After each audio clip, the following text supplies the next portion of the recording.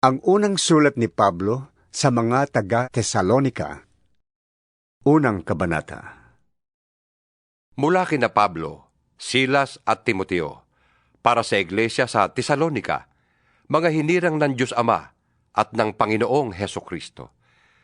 Sumainyo nawa ang pagpapala at kapayapaan.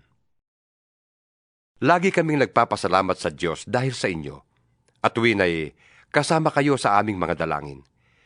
Inaalala namin sa harapan ng ating Diyos at Ama ang inyong mga gawaing bunga ng inyong pananampalataya, ang inyong mga pagsisikap dahil sa inyong pag-ibig, at ang inyong pagtitiis dahil sa inyong pag-asa sa ating Panginoong Hesukristo.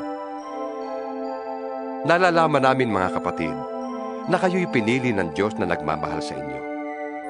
Ang magandang balitang lubos naming pinapaniwalaan ay ipinahayag namin sa inyo hindi lamang sa pamamagitan ng salita, kundi sa pamamagitan din ng kapangyarihan ng Espiritu Santo. Nakita ninyo kung paano kami namuhay sa inyong piling. Ito ay ginawa namin alang-alang sa inyo. Namuhay kayong katulad namin at ng Panginoon. Nang tanggapin ninyo ang magandang balita, nagdanas kayo ng napakaraming paghihirap. Ngunit taglay pa rin ninyo ang kagalakang kaloob ng Espiritu Santo. Kaya't naging huwarang kayo ng mga kapatid sa Macedonia at Akaya, sapagkat hindi lamang ang turo tungkol sa Panginoon ang lumaganap sa Macedonia at Akaya sa pamamagitan ninyo. Pati ang inyong pananampalataya sa Diyos ay nabalita rin sa lahat ng dako, kaya't hindi na kailangan magsalita pa kami tungkol dito. Ang mga taga-roon na rin ang nagbabalita kung paano ninyo kami tinanggap. Sila rin ang nagsasabi kung paano ninyo tinalikdan ang pagsamba sa mga Diyos-Diyosan upang maglingkod sa tunay at buhay na Diyos at maghintay sa pagbabalik ng kanyang anak mula sa langit, si Jesus, na muli niyang binuhay at nagliligtas sa atin sa darating na poot ng Diyos. Ikalawang kabanata. Kayo na rin, mga kapatid, ang nakakaalam na hindi nawalan ng kabuluhan ang pagpunta namin sa inyo. Alam ninyong hinama kami't ininsulto sa Pilipos. Ngunit binigyan kami ng Diyos ng lakas ng loob na ipahayag sa inyo magandang balita sa kabila ng maraming hadlang. Ang pangangaral namin sa inyo hindi batay sa kamalian o sa masamang nasa o sa hangad na manlinlang. Yamang minarapat ng Diyos na ipagkatiwala sa amin ang magandang balita. Nangangaral kami sa inyo, hindi upang bigyang kasiyahan ng tao, kundi ang Diyos na nakakasiyasat ng ating puso. Alam ng Diyos at alam din ninyo na ang aming pangangaral ay hindi sa pamamagitan ng matatamis na pangungusap o ng mga salitang nagkukubli ng kasakiman. Hindi kami naghangad ng papuri ninyo o ninuman. Kahit na bilang mga apostol ni Kristo, ay may katwirang kaming umasa niyan. Ngunit naging magiliw kami sa inyo, tulad ng isang mapagkalingang ina sa kanyang mga anak. Dahil sa laki ng aming pagmamahal sa inyo, inialay namin ang aming sarili sa pangangaral sa inyo ng magandang balita. At kahit na ang aming buhay ay ihahandog namin dahil napamahal na kayo sa amin. Tiyak na natatandaan pa ninyo, mga kapatid, kung paano kami nagtrabaho at nagsikap araw-gabi para hindi kami makabigat kanino man, habang ipinapahayag namin sa inyo ang magandang balitang mula sa Diyos. Saksi namin kayo at gayon din ang Diyos na naging dalisay, matuwid, at walang kapintasan ng aming pakikitungo sa inyong mga sumasampalataya. Tulad ng alam ninyo, kami naging parang ama sa bawat isa sa inyo. Pinayuhan namin kayo. Pinalakas namin ang inyong loob at hinikayat na mamuhay ng tapat sa paningin ng Diyos na tumawag sa inyo upang mapabilang sa kanyang kaharian at kalwalhatian. Kaya nga, palagi kami nagpapasalamat sa Diyos, sapagkat nang ipangaral namin sa inyo ang kanyang salita, tinanggap ninyo ito na hindi mula sa tao, kundi bilang tunay na salita ng Diyos. At ang bisa nito ay nakikita sa buhay ninyong mga sumasampalataya. Ang nangyayari sa inyo, mga kapatid, ay tulad ng nangyari sa mga iglesia ng Diyos sa Judea. Sa mga nananalig kay Kristo Jesus, inuusig kayo ng inyong mga kababayan, tulad din ng mga taga-Judea na inusig ng kapwa nila Hudyo. Ang mga taong yun ang pumatay sa Panginoong Jesus at sa mga propeta. At sila rin ang umusig sa amin. Nagagalit sa kanila ang Diyos at kaaway sila ng lahat ng tao. Hinahadlangan nila ang aming pangangaral na makapagliligtas sa mga hintil. Umabot na sa sukdulan ng kanilang kasamaan. Kaya't sa wakas ay bumagsak sa kanila ang poot ng Diyos. At ngayon mga kapatid, nang kami sandaling malayo sa inyo, hindi sa alaala kundi sa paningin, labis kaming nangulila. Kaya't sabik na kaming makita kayong muli. Ibig naming pumunta diyan. Makailang ulit kong binalak dumalaw diyan sa inyo, ngunit lagi kaming hinahadlangan ni Satanas. Hindi ba't kayo lamang ang aming pag-asa, kaligayahan, at ang koronang maipagmamalaki namin sa harap ng Panginoong Hesus pagparito niya? Oo, kayo ang aming karangalan at kaligayahan. 3 Kabanata. Nang hindi na kami makatiis, minabuti naming magpaiwan sa Atenas at suguin sa inyo si Timoteo na ating kapatid at kasama namin sa pangangaral ng magandang balita tungkol kay Kristo. Sinugo namin siya upang patibayin kayo at palakasin ang inyong loob, alang-alang sa inyong pananampalataya, para hindi manghina ang sino man sa inyo dahil sa mga pag-uusig. Alam ninyong ang mga pag-uusig ay bahagi ng kalooban ng Diyos para sa atin. Sapagat ipinagpauna na namin sa inyo nung naririyan pa kami na tayo'y uusigin at siya nga nangyayari tulad ng alam ninyo. Kaya nga, nang hindi na ako makatiis, ay nagpadala ko riyan ng sugo upang alamin ang kalagayan ngayon ng inyong pananalig sa Panginoon.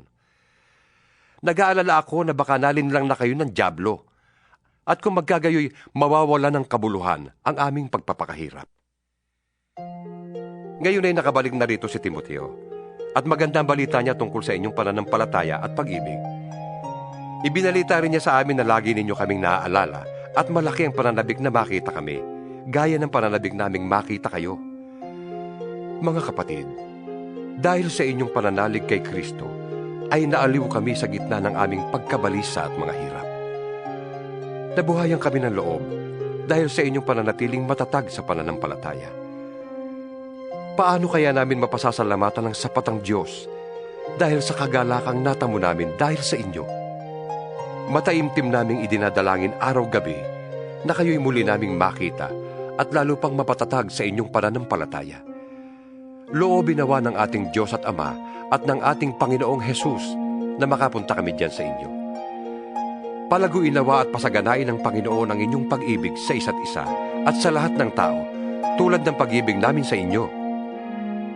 Palalakasin niya ang inyong loob upang kayo'y manatiling banal at walang kapintasan sa harap ng ating Diyos at Ama hanggang sa muling pagdating ng ating Panginoong Hesus kasama ang mga hinirang niya. 4 Kabanata. Kaya nga mga kapatid, isa pang bagay ang ipinapakiusap namin at ipinapayo sa inyo sa pangalan ng Panginoong Hesus. Sana'y lalo pa ninyong pagbutihin ang inyong pamumuhay ngayon. Pamumuhay na ayon sa inyong natutuhan sa amin, upang kayo'y maging kalugod-lugod sa Diyos. Alam naman ninyo kung ano ang mga turong ibinigay namin sa inyo buhat sa Panginoong Hesus. Ibig ng Diyos na kayo'y magpakabanal at lumayo sa lahat ng uri ng kahalayan. Dapat maging banal at marangal ang pakikitungo ng bawat isa sa kanyang asawa, at hindi pagsunod lamang sa nasa ng laman tulad ng inaasal ng mga taong hindi nakakakilala sa Diyos. Sa bagay na ito, huwag ninyong pagsamantalahan ang inyong kapwa at huwag siyang dadayain sa anumang paraan, sapagkat mahigpit na parurusahan ng Panginoon ang gumagawa ng ganitong kasamaan, tulad ng sinabi namin at pinatutuhanan sa inyo noong paman. Tayo'y tinawag ng Diyos upang mamuhay sa kalinisan, hindi sa kahalayan. Kaya ang sinumang ayaw sumunod sa turong ito ay hindi sa tao sumusuway, kundi sa Diyos na siyang nagkakaloob sa inyo ng kanyang Espiritu Santo. Tungkol naman sa pag-ibig na dapat iukol sa mga kapatid sa pananampalataya, hindi na kailangang paalalahanan pa kayo dahil itinuro na sa inyo ng Diyos kung paano kayo mag-iibigan. At ito na nga ang ginagawa ninyo sa mga kapatid sa buong Macedonia. Gayunman, ipinapakiusap pa rin namin sa inyo mga kapatid na pag-ibayuhin pa ninyo ang inyong pag-ibig. Pagsikapan ninyong mamuhay ng tahimik. Ang harapin ninyo'y ang sarili ninyong gawain. Magtrabaho kayo upang mabuhay tulad ng sinabi namin sa inyo. Dahil dito, kayo ay igagalang ng mga hindi mananampalataya at hindi kayo aasa sa iba para sa inyong ikabubuhay. Mga kapatid, ibig naming malaman ninyo ang katotohanan tungkol sa mga namatay na, nang hindi kayo magdalamhati tulad ng mga taong walang pag-asa. Kung naniniwala tayong si Jesus ay namatay at muling nabuhay, naniniwala din tayong bubuhayin din ng Diyos ang lahat ng namatay na nananalig kay Jesus upang isama sa Kanya. Ito ang turo ng Panginoon na sinasabi namin sa inyo. Tayong mga nabubuhay pa, tayong mga natitira pa pagparito ng Panginoon, ay hindi mauuna sa mga namatay na. Sa araw na yon, kasabay ng malakas na utos, ng tinig ng arkanghel, at ng tunog ng trumpeta ng Diyos, ay bababa ang Panginoon mula sa langit. Bubuhayin muna ang mga namatay na nananalig kay Kristo. Pagkatapos, tayo namang mga buhay pa at natitira ay titipunin sa ulap, kasama ng mga binuhay upang salubungin ang Panginoon sa himpapawid. Sa gayon, makakapiling natin siya magpakailanman. Kaya nga, palakasin ninyo ang loob ng bawat isa sa pamamagitan ng mga aral na ito. 5 Kabanata. Mga kapatid, hindi na kailangang isulat ko pa sa inyo kung kailan magaganap ang mga bagay na ito, sapagkat alam na ninyo na ang pagdating ng araw ng Panginoon ay tulad ng pagdating ng magnanakaw sa gabi. Kapag sinasabi ng mga tao, tiwasay at panatag ang lahat, biglang darating ang sakuna. Hindi sila makakaiwas, sapagkat ang pagdating nito'y tulad ng pagsumpong ng sakit ng tiyan ng isang babaeng manganganak. Ngunit wala na kayo sa kadiliman, mga kapatid. Kaya't hindi kayo mabibigla sa araw na iyon na darating na parang magnanakaw. Kayong lahat ay kabilang sa panig ng liwanag, sa panig ng araw, hindi sa panig ng gabi o ng dilim. Kaya nga, kailangang tayo'y manatiling gising, laging handa, at malinaw ang isip na di tulad ng iba. Sa gabi ay karaniwang natutulog ang tao, at sa gabi rin karaniwang naglalasing. Ngunit dahil tayo'y sa panig ng araw, dapat maging malinaw ang ating isip. Gawin nating panangga sa dibdib ang baluti ng pananampalataya at pag-ibig, at helmet ang pag-asa sa pagliligtas na gagawin sa atin ng Diyos. Hindi tayo pinili ng Diyos upang parusahan, kundi upang iligtas sa pamamagitan ng ating Panginoong Hesukristo. Namatay siya para sa atin, upang tayo'y mabuhay na kasama niya, maging buhay man tayo o patay na, sa kanyang muling pagparito. Dahil dito, palakasin ninyo ang loob ng bawat isa at magtulungan kayo tulad ng ginagawa ninyo ngayon. Ipinapakiusap namin, mga kapatid, na igalang ninyo ang mga nagpapakahirap sa pamamahala at pagtuturo sa inyo alang-alang sa Panginoon. Pag-ukulan nyo sila ng lubos na paggalang at pag-ibig dahil sa kanilang gawain. Mamuhay kayo ng mapayapa. Ipinapakiusap namin, mga kapatid, na inyong pagsabihan ang mga tamad, pasiglahin ang mahihinang loob, at kalingain ang mga mahihina. Pagtiyagaan ninyo silang lahat. Huwag ninyong paghigantihan ang gumawa sa inyo ng masama. Sa halip, magpatuloy kayo sa paggawa ng mabuti sa isa't isa at sa lahat. Magala kayong lagi. Huwag kayong tumigil sa pananalangin. Ipagpasalamat ninyo sa pangalan ni Kristo Jesus ang lahat ng pangyayari, sapagkat iyon ang ibig ng Diyos. Huwag ninyong hadlangan ang Espiritu Santo. Huwag ninyong baliwalain ang anumang pahayag mula sa Diyos. Suriin ninyo ang lahat ng bagay at gawin ng mabuti. Lumayo kayo sa lahat ng uri ng kasamaan.